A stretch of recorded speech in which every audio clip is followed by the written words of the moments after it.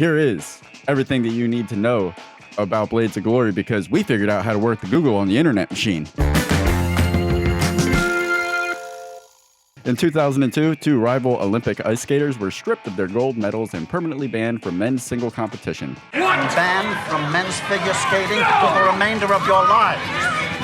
Presently, however, they found a loophole that will allow them to qualify as a pairs team. I'm not here to sign up Michaels or McElroy. I'm here to sign up the pairs team of Michaels and McElroy. Blades of Glory hit theaters in the U.S. on March 30th, 2007, sharing the screen with the host. Meet the Robinsons. TMNT, and for my people that don't know what acronyms are, Teenage Mutant Ninja Turtles. Reign Over Me.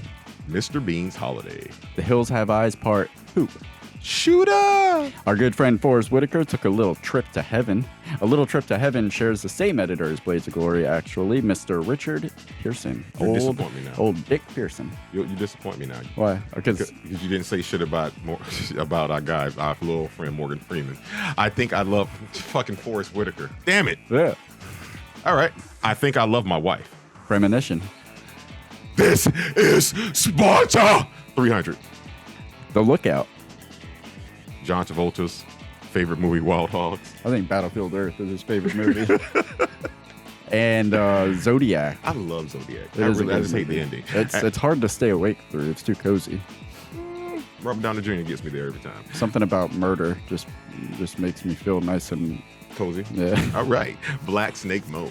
The Hawk is dying, and fun fact, the kid who was in one of my first feature films, Tomorrow Morning, actually starred in that film with Paul Giamatti, Mr. I guess he's a Mr. by this time. Could be, actually, never know. With Identify. PJ Lauka. All right, pajamas. This is easy. And one of the best comedy specials ever released, Zach Galifianakis' Live at the Purple Onion. It's funny you say that. I remember you talking about how much you loved him in Due Date, and it was better than Planes, Trains, and Automobiles. No, what I said was he is such a talent to be reckoned with, and I was very let down by how little he was utilized properly in Due Date. As good as Due Date is, it could have been so much better when you have RDJ and ZG happening.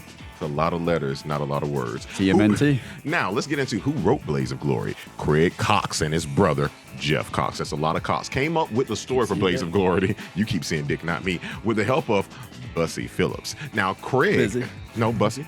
It's not good. No, Bussy. Okay. Who would be named Busy Phillips? Busy Phillips? Miss Phillips? No, Bussy. All right. Bussy. Like Jeremy, not Busey or...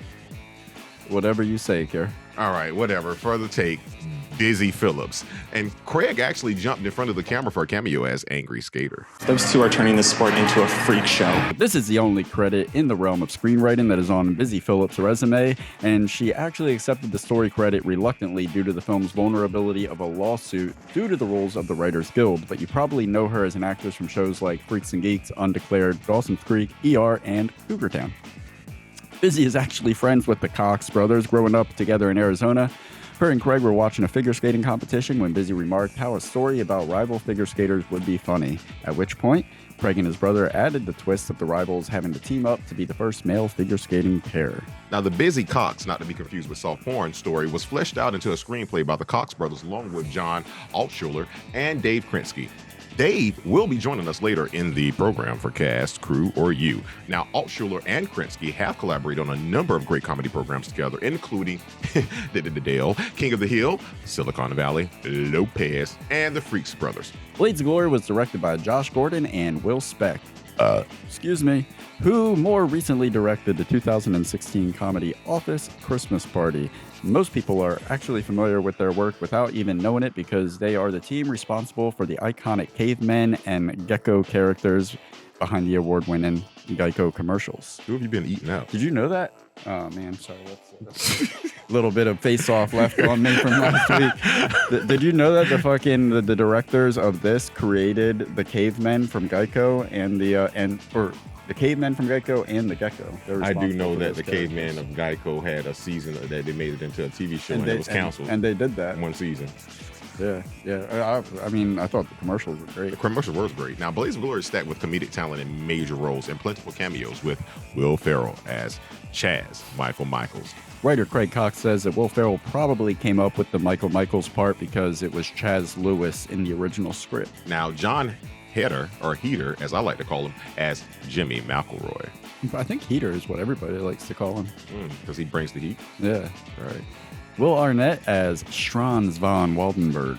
Amy Poehler as Fairchild, even though she was not a Fairchild, as they treated her sister, Van Waldenberg. And for those who don't know, Will and Amy were actually husband and wife at the time. They've since... No, I love that. She ran, well, I don't say she ran off, that's speculative, but she ended up with, what's his nuts from the league, the funny guy, collusion, you should totally betrayed her to me, Nick Kroll. Really? That's fucked up. I like them together. Her and Nick Kroll were pretty cool together, too. I don't know, it runs their course. I think they're doing all right. All right. Okay, now Jenna Fisher, who I love, Pam. I'm sorry, did you say Pan? Pam. I'm sorry, did you say Pan as Katie Van Waldenberg? William Feichtner as Darren McElroy. I'll take him. Listen, I've never been in gym, but I'm going to drop a gem here. Craig T. Nelson is appropriately credited as coach. And you also get Roman Y. Malco. And what do we love him from? Oh, shit. Just got yeah. Okay, I always forget that that's him. Yeah. You was looking for a nigga? Now you found yourself a nigga. Nigga here now, see? Nick Schwartzen. Backflipping Scott Hamilton. Look at you trying to downshift from everything that's going on. Andy Richter. Richter. You're under arrest for the desecration of an international icon. Richter. Rob Corddry. Hey, where you going? Nancy Kerrigan. Nancy Kerrigan. Hey. Hops in. There we go. I like what you did there. Yes. Luke Wilson comes in and steals the show in less than 3 minutes. And another show that was stole, a friend of the show, David Pressman, who we'll be talking to later. Jimmy McElroy is a lifeless robot on the ice. Blades of Glory was shot in June of 2006 in California, Canada, and Colorado. I believe weed's legal there. Now, it's on a budget of $61 million. It brought in over half of that domestically during its opening weekend and currently rests comfortably with a worldwide gross of over $145 million. Not too shabby. All right, starting with number 10, The Coming of Cox. The Tarian royal story. At the time of writing Blades of Glory, Jeff and Craig Cox had not yet established themselves as screenwriters and were actually still working on day jobs. Know the feeling? Mm-hmm. All right. And he had no agents, no representation. So they had a great idea. With no access to professionals who could actually help them navigate the next steps, they got the script to a friend who actually did have a manager, #, and that manager got the script to Ben Stiller, who loved it and signed it and got it produced. And number 9. Finding Chaz and Jimmy. Originally, the Cox brothers envisioned the rivalry of Chaz and Jimmy to be brought to life by Ben Stiller and Will Ferrell. They actually got the script to Stiller in hopes of finding their star, but instead, and arguably even better, they found their producer. Stiller was disinterested in playing Chaz due to many similarities with the other roles he had played.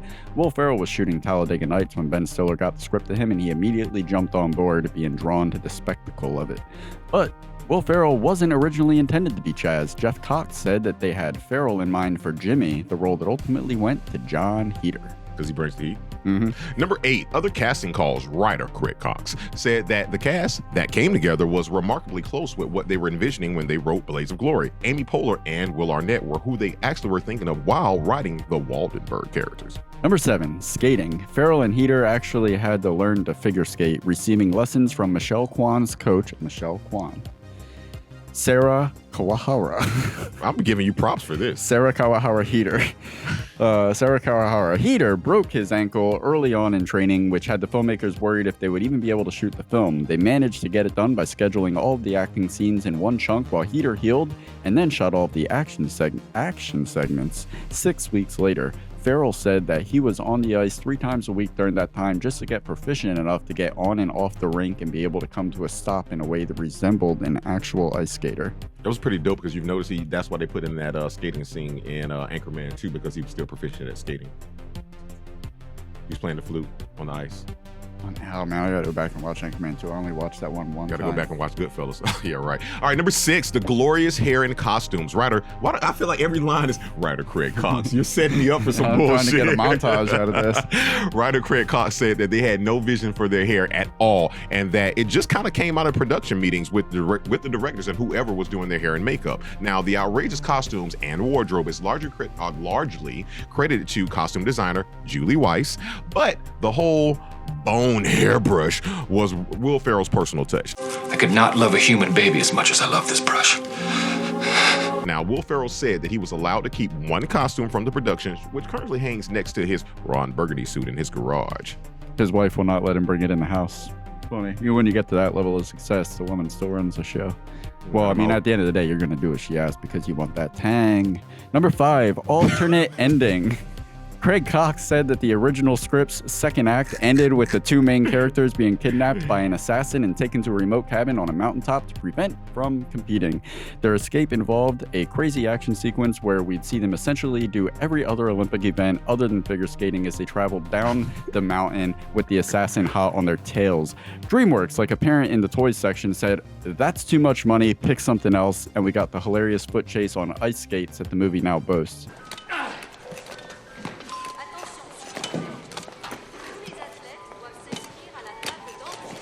During talks about what the final moment would be, it was Ben Stiller who came up with just having them take flight into the sky, an idea that came to him maybe a day or two before they actually filmed it. I mean, it's so weird. People always talk about S endings and that was so perfect. No, we only have this much time. This is the best idea based off the much time we have and money and the budget's running out. Now, I'll get to the ending. I bet you will. That's what she said. Other script revisions, one of the biggest changes to the original script was that the Waldenbergs never spoke. Now, they had no lines of dialogue. Go fucking figure, how would you do Arnett like that?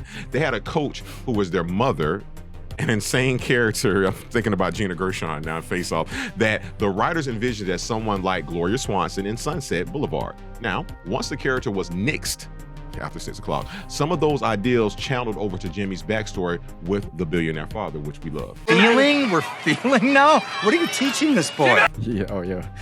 Love to hate him. Number 3, turning Japanese.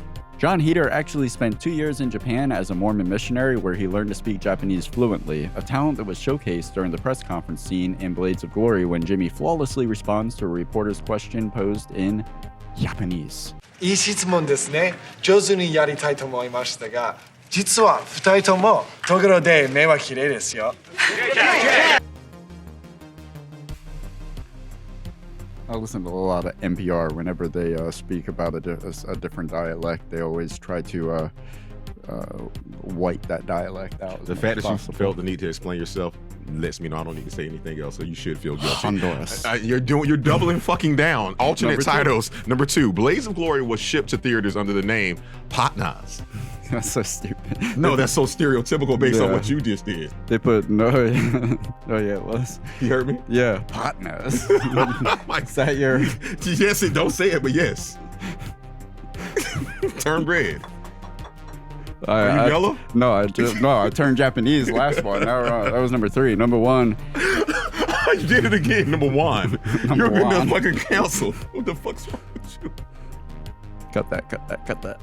Number 1, real life skaters. Real life skaters who made cameos in this movie include Sasha Cohen, Scott Hamilton, Peggy Fleming, Brian Boitano. What would Brian Boitano do? Dorothy Hamill, Nancy Kerrigan, Hyoko Ina. You better have gotten that right. Yuka Sato, Jamie Saleh, Luigi, Mario, and Robbie Bobby, Ricky and Mike. Pelletier. Thank you. Pelletier. That's you now know less about Blades of Glory than when we began. Let's get right the fuck out of that When's segment. the last time we filmed? Shit.